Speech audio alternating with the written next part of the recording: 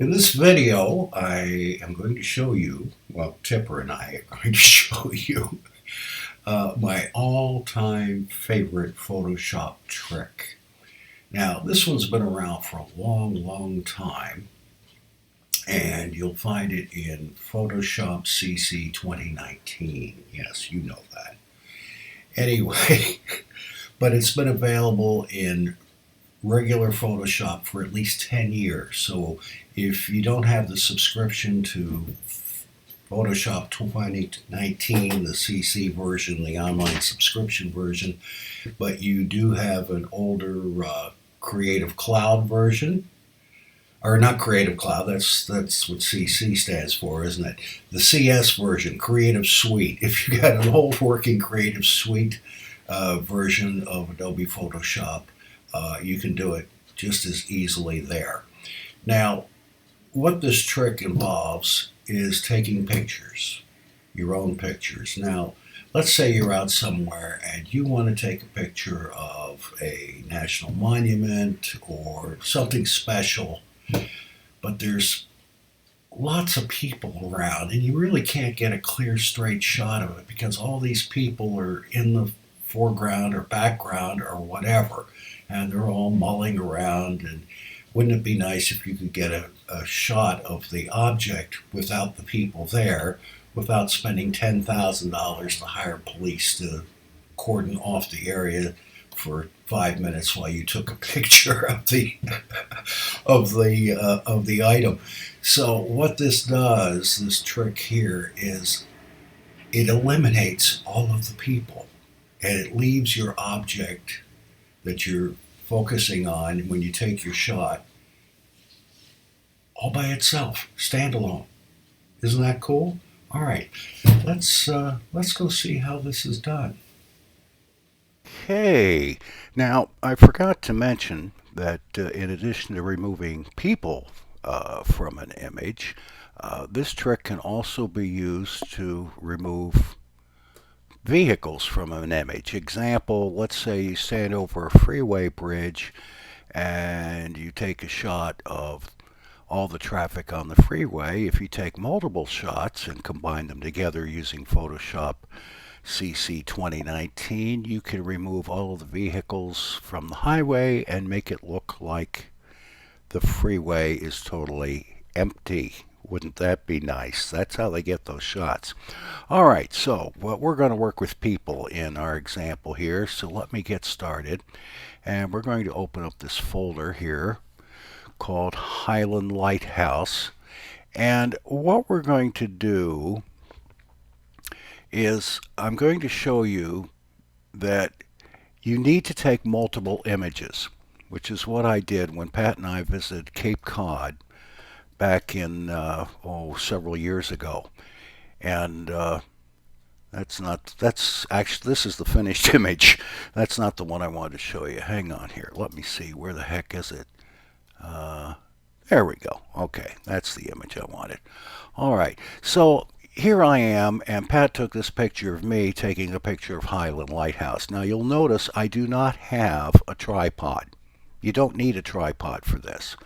A tripod is preferable because it keeps your shot steady and it keeps your object in the frame constantly without moving around. But if you're kind of careful, you can handhold a camera and snap off several images. Now, the thing is, you'll notice when Pat took his picture, there's people on the pathway here, and you can see people here and people here. And I think there's even somebody up there in the light room of the lighthouse. So let's go take a look. And here are the images that I took with the camera. Now, you'll see people walking along the path here and here. All right, you look up here. Here's someone definitely up here in the lantern room of the lighthouse. And then I took the next image, and you notice the guy in the lantern room has moved, but he's still there. The people on the pathway have moved to a different location. Let's back up. Whoa, that didn't work. That's not what I wanted to do. Okay, hold on here. There, I need the up and down arrow keys instead of the left right keys. Okay, the people are in this position. Okay, let's take the woman with the green shirt before we go to the next image. I'll just put the cursor on her and see she's moved. Okay, and this guy has moved. Where was he before? See, he was right here. Whoops. There we go. All right, so you see the people have moved. They changed position. We still got this guy up here. So let's go to the next image I took. They're still here.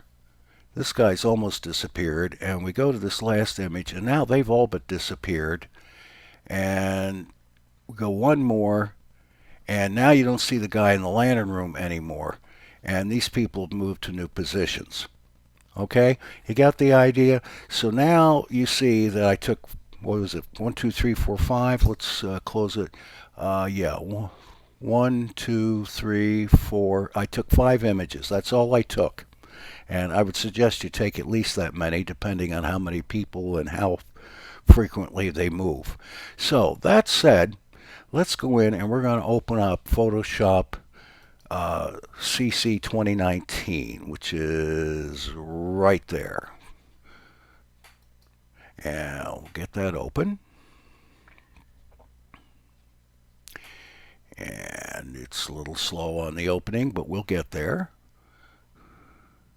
And remember, you can do this in Photoshop CS2. If you have an older working copy that still operates on your computer, you can go in and use it there. So, all right, here's what we're going to do. We're going to go up to File. It finally woke up. There we go. All right, we're going to go up to File. And we're going to come down here under File and go to Scripts. Okay? And from Scripts, we're going to come down to Statistics. You got that? Scripts, Statistics, all under File. Scripts, Statistics. And we're going to go to Statistics. And we are going to browse to find our files. And we already know it's 6190 through 6194, so I will shift click like that and click Open. Now, the other two things is I believe the default on this when you first go here will be mean, and you need to change that to median. Okay, so change the stack mode to median. The second thing that's very important, normally when you open this up, it says attempt to automatically align source images is unchecked. You need to make sure that it is checked, especially if you got handheld images, because this makes sure everything stays aligned. All right, now with that, we click OK, and Photoshop does the rest. Let's see what happens. And boom, boom, boom, boom, boom, and it is done. No, not quite. There we go. Now it is done. All right. So let us zoom in and see what happened. I'll use the space bar to move around. And notice there's nobody here. Nobody, you can barely see a person there. If I'd taken another shot, I probably could have gotten them out too. But it's really insignificant, and you could kind of go in there and brush that out with a cloning tool or whatever. And if you look up into the lighthouse, you really don't see anybody up there either. This is probably that guy that was in there earlier, but he's so far in the background I don't really see him. Bottom line is I'm happy with the image. And there's our Highland Lighthouse. This is on Cape Cod in Massachusetts. And no people around. Isn't that amazing? And I did that with a handheld camera by just taking 5 consecutive pictures. If I took a few more, I probably could have gotten this out and probably gotten him out if I just waited long enough. So there you go. It's the same process for the freeway bridge, you know, getting the traffic off the highway. You do the same thing. And at this point, you would just go ahead and edit the photo, you know, sharpen it, give it a little more vibrance, give it a little more kick, whatever.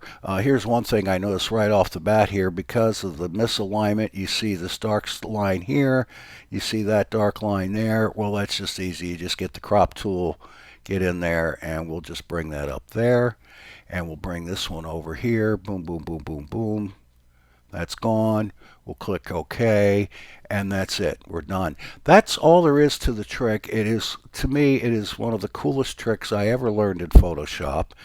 And if you do any traveling and take a lot of pictures, I'm sure you've been in this situation where you wish you could get the people out. It's pretty easy. You can do it handheld. You don't have to have a tripod. You have to be a little careful, try to hold it steady, try to, keep your position. But you can clean the people right out of the picture or the traffic out of the picture, as the case may be. What it's doing is anything that changes position, statistics takes a look at that and makes a note. And it also notes the things that never change and gets rid of the things that move and keeps the things that don't move. So there you have it. Enjoy it. And we'll see you next time. Bye bye.